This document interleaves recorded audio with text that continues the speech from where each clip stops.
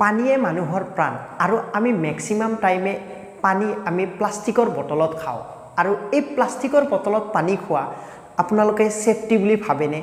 যদি এই বিষয়টো আপোনাৰ কিবা কনফিউজ বা কিবা কোৱেশ্চন আছে তেতিয়াহলে এই ভিডিওটো আপুনি লাষ্টলৈকে চাওক এই ভিডিওটোৰ জৰিয়তে মই প্লাষ্টিকৰ বটলৰ বা যিকোনো প্লাষ্টিকৰ বস্তুত কিছুমান ৰিসাইক্লিং গ্ৰেড থাকে এই গ্ৰেডসমূহৰ বিষয়ে কম কোনটো প্লাষ্টিকৰ বস্তু কি কামত ব্যৱহাৰ কৰিলে মানুহৰ দেহৰ বাবে ক্ষতিকাৰক নহয় আৰু কোনটো গ্ৰেডৰ প্লাষ্টিক ইউজ কৰিলে মানুহৰ দেহৰ বাবে ক্ষতিকাৰক গতিকে ভিডিওটো আপুনি লাষ্টলৈকে চাওক গোটেইখিনি কথা গম পাই যাব ভিউয়াৰ্স মই জগদীশ ঠাকুৰীয়া আৰু মই মোৰ চেনেললৈ আপোনাক স্বাগতম জনাইছো মই প্ৰতিদিনে এনেকুৱা ইনফৰমেটিভ ভিডিও মই এই চেনেলটোত আপলোড কৰিয়ে থাকো গতিকে আপোনালোকে যদি চেনেলটো সাবস্ক্ৰাইব কৰা নাই এতিয়া আপোনালোকে চেনেলটো সাবস্ক্ৰাইব কৰি লওক আৰু যদি ভিডিওটো চাই ভাল পায় তেতিয়াহলে লাইক কৰিবলৈ নিশ্চয় নাপাহৰিব আৰু যদি এনেকুৱা ইনফৰমেটিভ ভিডিও আপোনাৰ ফ্ৰেন্ড অথবা ৰিলেটিভক দিব বিচাৰে তেতিয়াহলে WhatsApp আৰু ফেসবুকত শেয়াৰ কৰিবলৈ নিশ্চয় নাপাহৰিব প্লাষ্টিকৰ বটলসমূহ বনাওতে কিছুমান পেট্ৰলিয়াম প্ৰডাক্ট আৰু নেচাৰেল গেছৰ বায়ু প্ৰডাক্ট যাক আমি পলিমাৰ বুলি কওঁ এই পলিমাৰৰ কিছুমান সৰু সৰু টুকুৰা আৰু কিছুমান কেমিকেল মিক্স কৰি এই প্লাষ্টিকৰ বটল বা প্লাষ্টিকৰ সামগ্ৰী বনোৱা হয় এই প্লাষ্টিকৰ বটলসমূহ সেই কাৰণে এই কেমিকেল মিক্স আৰু পলিমাৰৰ দ্বাৰা বনোৱা হয় বাবে ই বহু বছৰলৈ ডিকম্পোজ নহয় আৰু সেই কাৰণে এই প্লাষ্টিকৰ বটল বা যিকোনো প্লাষ্টিকৰ বস্তুসমূহক ৰিসাইকেল কৰিবলৈ কোৱা হয় প্লাষ্টিকৰ বটলসমূহত যিবোৰ গ্ৰেড থাকে এই গ্ৰেডসমূহ জনাৰ আগতে আপোনালোকে প্লাষ্টিকৰ বটলৰ পিছফালে এনেকুৱা ত্ৰিভুজ আকাৰৰ চেম্বল দেখিছেনে আৰু ইয়াত কিছুমান সংখ্যা লিখাই থাকে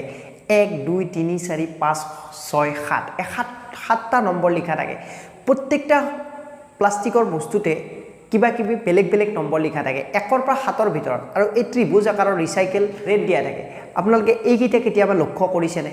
এইকিটা বিভিন্ন বস্তুত বেলেগ ভাৱে দিয়া থাকে গতিকে এই বিষয়ত কোনটো প্লাষ্টিকৰ বটল আপোনাৰ দেহৰ বাবে ক্ষতিকাৰক বা কোনটো প্লাষ্টিকৰ বস্তু বা বাসন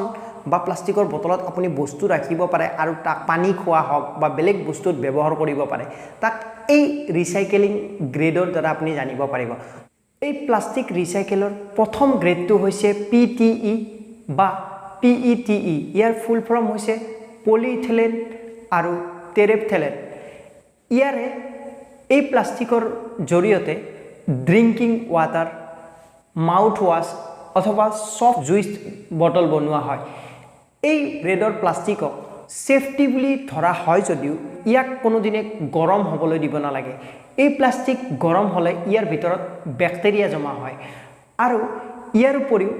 এই প্লাষ্টিক বেছি দিনৰ বাবে ৰিউজ কৰিব নালাগে প্লাষ্টিক ৰিসাইকেল গ্ৰেডৰ 2 নম্বৰটো হৈছে HDPE ইয়াৰ ফুল ফৰ্ম হৈছে হাই ডেন্সিটি পলিইথিলিন ইয়াৰ পৰা সাধাৰণতে মিল্ক বটল ডিটাৰজেন্ট বটল বা জুইচ বটল এইবিলাক বনোৱা হয় আৰু এইটো এটা একেবাৰে সেফটি প্লাষ্টিকৰ ভিতৰত ধৰা হয় ইয়াকো ৰিসাইকেল কৰিব পৰা যায় যাৰ পৰা এইবোৰ ৰিসাইকেল কৰি সাধাৰণতে ৰাইটিং পেন ওয়াটাৰ বটল বনাব পৰা যায় এই ৰিসাইকেল গ্ৰেডৰ 3 নম্বৰটো হৈছে PVC ইয়াৰ ফুল ফৰ্ম হৈছে পলিভিনাইল ক্লোৰাইড এইটো একেবাৰে আনসেফ প্লাষ্টিকৰ ভিতৰত 1 নম্বৰ এইটো প্লাষ্টিক দেখিলে আপুনি দূৰৰ পৰা আঁতৰি আহিব লাগে কাৰণ এইটো একেবাৰে মানুহৰ বাবে হাৰ্মফুল প্লাষ্টিক হয় এইটোৰ পৰা সাধাৰণতে plumbing pipe toilet cleaning product bottle এইবিলাক বনোৱা হয় প্লাষ্টিক ৰিসাইকেল গ্ৰেডৰ 4 নম্বৰটো হৈছে LDPE ইয়াৰ ফুল ফৰ্ম হৈছে লো ডেন্সিটি পলিইথিলিন ইয়াৰ পৰা সাধাৰণতে shopping bag dry cleaning food wrappers food containers hand gloves এইবিলাক বনোৱা হয় এই 4 নম্বৰ গ্ৰেডটোকো one of the safest plastic বুলি কোৱা হয় এই প্লাষ্টিক ৰিসাইকেলৰ 5 নম্বৰ গ্ৰেডটো হৈছে PP যাৰ ফুল ফৰ্ম হৈছে পলিপ্ৰপিলিন ইয়াৰ পৰা সাধাৰণ দৈৰ বটল আইসক্ৰীমৰ কাপ মেডিচিনৰ বটল এইবিলাক বনোৱা হয় এইটো যিমানবোৰ সেফটি প্লাষ্টিক আছে সবতকৈ বেছি সেফটি প্লাষ্টিক এই 5 নম্বৰ গ্ৰেডটোক ধৰা হয় ইয়াক মাল্টিপল টাইম ৰিসাইকেল কৰিব পাৰে আৰু ইয়াক ৰিউজ কৰিব পাৰে গতিকে one of the safest plastic বুলি 5 নম্বৰ গ্ৰেডটোক ধৰা হয় প্লাষ্টিক গ্ৰেডৰ 6 আৰু 7 নম্বৰটো একেবাৰে শৰীৰৰ বাবে হাৰ্মফুল প্লাষ্টিক হয় 6 নম্বৰটো পলিষ্টেৰিন আৰু 7 নম্বৰটো পলিকাৰ্বনেটেৰে বনোৱা হয় যিবোৰৰ দ্বাৰা সাধাৰণতে disposable food container, egg containers, disc, sunglass, কম্পিউটাৰৰ পাৰ্টছ, প্লাষ্টিক পাৰ্টছ এইবিলাক বনোৱা হয়। গতিকে 6 আৰু 7 নম্বৰ প্লাষ্টিকটো একেবাৰে হাৰ্মফুল প্লাষ্টিক হয়। আপোনালোকে যদি ভাবিছে যে ইমান টান টান নামৰ গ্ৰেডসমূহ আমি মনত কেনেকৈ ৰাখিম, ইমান টান টান গ্ৰেডসমূহ আপোনালোকে মনত ৰাখিব নালাগে। জাষ্ট আপোনালোকে 4টা নম্বৰ মনত ৰাখিলে হ'ল। এই প্লাষ্টিকৰ বটলত তলত যিবোৰ জাগাত আঁকাই থাকে তাৰে ভিতৰত যে নম্বৰ লিখা থাকে তাৰে সেই নম্বৰৰ আপোনালোকে 1 নম্বৰ, 2 নম্বৰ, 4 নম্বৰ আৰু 5 নম্বৰ গ্ৰেডৰ যিবিলাক প্লাষ্টিক আছে সেইবিলাক আপোনালোকে সেফটি বুলি ধৰি ল'ব পাৰে। এইখিনি আছিল আজি